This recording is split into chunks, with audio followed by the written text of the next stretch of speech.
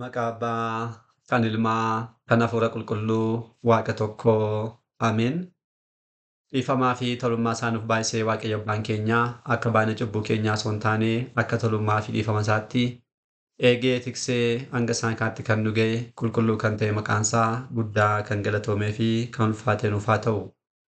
Sagalee kana kan dhaggeeffattan maatiiwwan Waaqayyoo ijoolleen haadha keenya qulqulleettii Dubroo Maariyaam bakka adda addaa kan jirtan hundumti keessan maqaa gooftaa keenyaa fayyisaa keenyaa Iyesuus Kiristoosiin nagaan isin gaafadha.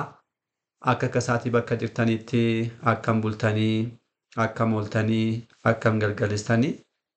Ameen. Galateeffamuun amala uumaa keenyaa fayyisaa keenyaa Sillaasee kan ta'e maqaan isaa baddaa samii irratti afaan qulqulloota ergamoota isaatiin afaan qulqulloota abboota keenyaa falmoota keenyaan yeroo hundumaa kan galateeffamu nurrattis guddaa kan galatoomee fi kan ulfaate nuuf haa ta'u.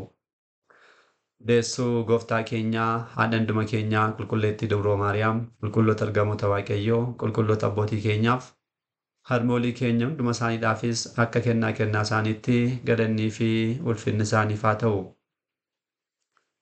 Egaan maatiiwwan Waaqayyoo obbolaawwan barumsa kana barachaa jirtan koorsii keenya qo'annaa kitaaba qulqulluudhaan boqonnaa afuraffaa kitaabilee kakuu haadhaa barachaa akka jirru ni beekama. Barumsa kanaan guyyaa darbe kutaa 21ffaadhaan ergaa qulqullicha Phaawulos gara mucaasaa afuuraa kan ta'e gara Timootewoositti kan erge kan jalqabaa kan jedhu barannee turre. Barumsa sanaan Timootewoos mucaa afuuraa qulqulluu Phaawulos akka ta'e qulqulluun Phaawulos barumsaadhaan amansiisee gara kiristaanummaatti erga fidee booda qulqulluu Phaawulos hojiirraan bu'uudhaan tajaajila adda addaa taasisaa kan ture boodas immoo Efesoonitti Phaaphaas ta'uudhaan kan muudamedha jenneerra. Qulqulluun Phaawulos ergaa isaa jalqabaa kana mucaasaa afuuraa kana gorsuudhaaf keessumattiyyuu barumsa shakkitoonni adda addaa kaasan irraa akka of eeggatuudhaaf dabalataan immoo tajaajila mana kiristaanaa keessatti kennamu irratti akkamitti muudama kennuu akka inni qabu kana hubachiisuudhaaf jecha ergaa isaa kan akka inni isaa barreessee ilaalleedha kan dhaabbanne.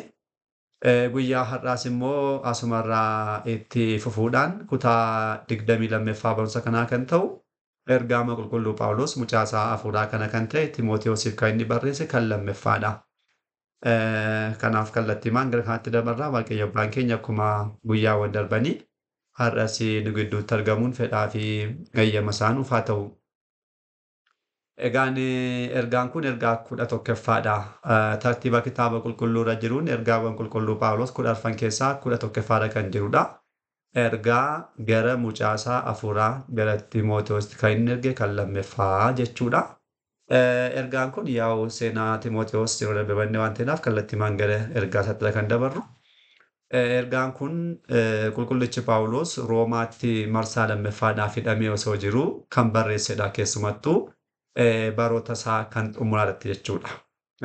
Jaarsa waggaa 74 ture. Dulloomee keessattuu yeroo sanatti umurii isaatti jechaadhaan mana hidhaa dukkanaa keessatti hidhamuudhaan ijoolli isaa baay'ee dadhabaniiru. Waggaa tokkooliif gidiraa cimaadhaan hidhaan taaniin dabarseera. Ijoolli isaa dadhabanii turanii innaa bara 68ffaarratti ergaa kana barreessee mucaasaa afuuraa kanaaf ergeera jechuudha.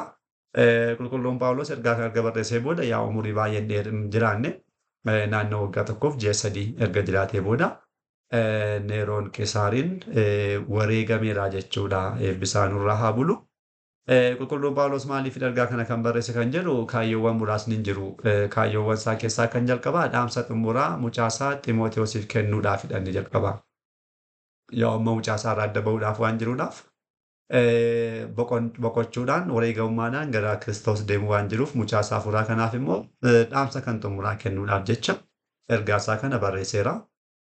Kan lammaffaa immoo gorsa duraa dabalee cimsuudhaaf dursee cimsee keessumattiyyuu shakkitoota hojiirraa wanta wal qabsiisee giniistikoota irraa kan of eeggatuudhaaf dursee barreessee waan tureef ammas kana cimsuudhaan maqaa isaanii cimmirdha'ee isaan kanarraa of eeggadhu jechuudhaan ergaa isaa cimseeraa fi kan sadaffaa immoo barsiisota sobaarraa kiristaanota akka eeguudhaafidha. Ijoollee yookiin amantoota jiran hundumaa barsiisota sobaarraa yookiin barumsa sobaarraati akka inni eeguudhaaf jecha barumsa ergaa isaa kana mucaasaa afuuraa kanaaf marsaa lammaffaadhaaf barreesseera Egaan ergaan isaa kun qabiyyeen isaa maal jennee yommuu ilaallu qabiyyeen isaa boqonnaa afur qabu. Boqonnaa afur qabu.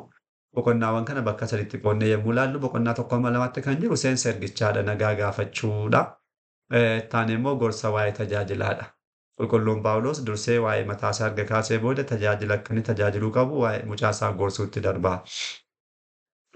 Qulqulluun Phaawulos mucaasaa kana tajaajila isaa keessatti gidiraawwan adda addaa yeroo isa qunnamaa ture hundumaatti Ximootiyoos bakka baay'eetti hojjetaan turedha. Gidiraawwan kana hundumaa Ximootiyoos ni beeka. Kanaafuu isaan kana yaadadhu. Tajaajila keessatti gidiraan ni dhufa. Gidiraa duukaa keessa simadhu. Tajaajilli gidiraa wajjin ta'a jechuudhaan jireenya kan mataasaa dabarsee kaasee fi isa yaadachiisa. Tajaajila akkam tajaajilu akka inni qabu keessumatti yeroo sanatti rakkoo guddaa kan ture maalidha? Ari'atamuudha. Maqaa Kiristoosiin lallabinaa kan jedhu innumti qulqulluun Phaawulos ammasiidhaaf kan hidhamaa kan ture akkuma kanaan barsiisuudhaaf malee biraadhaaf miti. Innaa kana hundumaa keessatti immoo gidiraan akka jiru bakkeewwan akkasitti hojjetaan gidiraan simanne ni beektaa jechuudhaan isa kana kaasee gorsa bal'aa isaaf barreesseera. Boqonnaa lammaffaatti beekalee bal'inaan barraa'eera. Boqonnaa sadaffaa immoo waa'ee waan hamaa baroota booda dhufuudhaaf jiru kaasa. Egaan baroota booda namoonni kaan baay'ee hamoo akka isaan ta'an jedhee yeroo sana kan barreeffamedha. Baroota booda kan jedhu bara keenyas kan dabalatudha. Namoonni baay'een mataa isaanii kan jaallatan, qarshii kan jaallatan, faayidaa kan jaallatan, namoota irratti wanta hamaa kan raawwatan, waaqayyoon caalaa ololof qabummaadhaa fi mataa isaaniidhaaf galatoo kan barbaadan. Yeroo hundumaa hamminummaa ejjaa dabalataan hamii kan baay'isan jechuudhaan kan tarreesse kaa'eera. Innaa ati garuu namoota akkasirraa maal taasisi? Cimsiitii of eeggadhu jechuudhaan immoo mucaasaadhaaf kaa'eera. Cimsii of eeggadhu. Innaa bargeet kun ta'eera. Guyyaarraa baay'ooliin akkasidha. Baay'ooliin keenya jechuudha. Baay'ooliin keenya akkasidha. Tarii obbolaawwanii kanarraa adda taatanii jaattanii namoota akkasirraa of eeggadhaa. Warreen itti gallee jedhumoo waaqee keessaa nu haa baasu.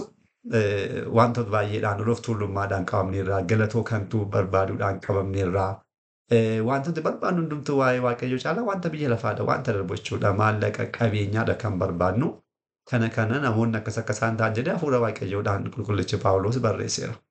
Namni kamiyyuu yoo danda'e kan ta'uu dhiisuudha yoo namoota akkasii duukarraa walitti dhufeenya irraatti fagaachuudhaa fi yoo danda'e kan ta'uu dhiisu beekaa of eeggachuu. Dadhabnaan garuu kan akka yaadneedhaaf namoota akkas jaalirraatti fagaachuun gaarii ta'a. Kana qulqullichi ofuma isaa barreesseera. Dabalataan immoo shakkitoonni baay'een akka isaan jiran. Shakkitoonni baay'een waa'ee barumsa waaqayyoo dhiisanii mataa isaaniitiin kan uumaniif qofa akka isaan baratan beekaa. Mataa isaaniitiin kan uumaniin akka isaan geggeeffaman wanta kitaabni qulqulluun jedhutti wanta biraa kan barsiisan. Wanta amantaan jedhu biratti jallisuudhaan gara biraatti kanneen jalsan isaan kana hundumaa jechuudhaan qulqulluun Phaawulos mucaasaa hafuuraa kanaaf kaaseera jechuudha. Kana hundumaa irraati maadha of qusadhu of eeggadhu jechuudhaan barreessaa fi kan sadaffaa immoo yaa boqonnaa afuraffaa kan jiru yeroodhaanis yeroo malees waa'ee jabaachuu ni kaasa. Cimii yeroo hundumaa yeroodhaanis yeroo malees jabaadhu yeroo hundumaa dammaqaa ta'eetii deddeebi'ii tajaajila keedhaan kallattii jirtu hundumaadhaan tajaajilii jechuun namni dammaqaa ta'uu qaba yeroodhaanis yeroo malees jechuun foon keenya kun nu dagachiisa takka dhugaa dubbachuudhaaf nu dagachiisa.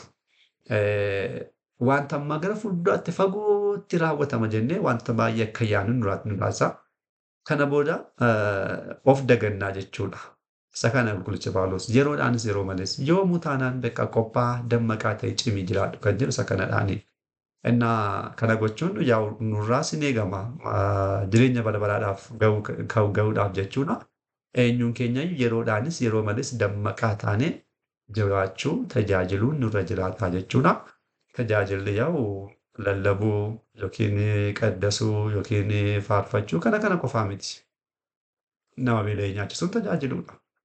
Qarshii qabaniin waa tokko gochuun tajaajiluudha. Gad of qabummaadhaan tajaajiluudha.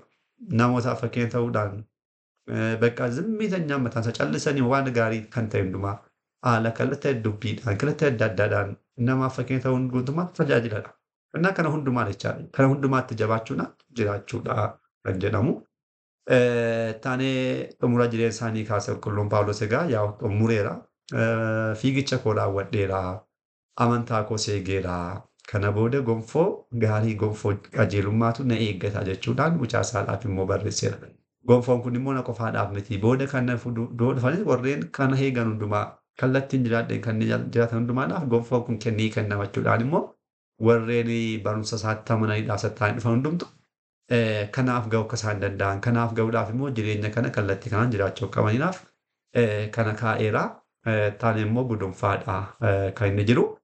Egaan qulqullichi Phaawulos ergaa isaa kan xumuraa kana mucaa isaa hafuuraa kan ta'e Xiimotewosiif ergee fi ittumaan kan isaan ittiin adda ba'aniif qulqullichis kanuma ittiin wareegamedha jechuudha. Qulqulluun Phaawulos tajaajila isaa akkuma yeroowwan darbee ilaalle bakka mijataa bakka gaariitti barbaadeemti kan tajaajilu. Yeroo kamittiyyuu amma wareegamummaadhaan darbutti tajaajilaa kan turedha. Warreen mana kiristaanaa geggeessuu danda'anidhaa fi ergaa barreessuudhaan jajjabeessuu, gorsuu, bakka inni jirutti kanneen barumsa barbaadan immoo achuma taa'ee barsiisuudhaan, achuma taa'ee gorsuudhaan, mataa isaatis immoo otoo Waaqayyoon hin gaddisiisin. Inni guddaan tokko immoo kanadha. Mataa isaatii kun Waaqayyoon hin gaddisiisu. Waaqayyoodhaan wanta raawwatu hundumaatti Waaqayyoodhaan galateeffachaa jiraachaa kan ture fakkeenyummaa guddaa kan qabudha. Gad of qabummaadhaanis, jireenya kiristaanummaadhaanis kan akka qulqulluu Phaawulos hin jiru yommuu taanaan guyyaarraa addunyaadhaaf ifa kan ibsedha. Innaa ifoota addunyaa kanneen jedhan duukaa bu'oota qulqulloota keessaa qulqulluun Phaawulosii fi Phexrosidha. Qulqulluun Phaawulos Ahzaabota amma kanaatti naannessuudhaan kana hundumaa taasiseera. Innaa yeroo kamittiyyuu sa'aatii isaa callisee kan qisaasessu hin turre tajaajilaaf kan dabarsudha. Kana ta'uu isaatiin kunoo umurii isaa xumuraa irratti illee iji isaa dadhabee osoo jiru umurii waggaa irratti ergaa kana qulqulluu Xiimotewos ilma isaadhaaf barreessee ni argannaa jechuudha. Walumaa galatti ergaan kun kana fakkaataa kan itti aanu ergaan 12ffaa gara Tiitootti kan inni ergedha.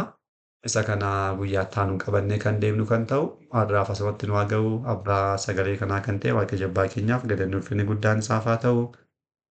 Kutaa itti aanuun deebinee hanga dhufnutti nagaa Waaqayyootiin turtii gaarii galanni Waaqayyoof.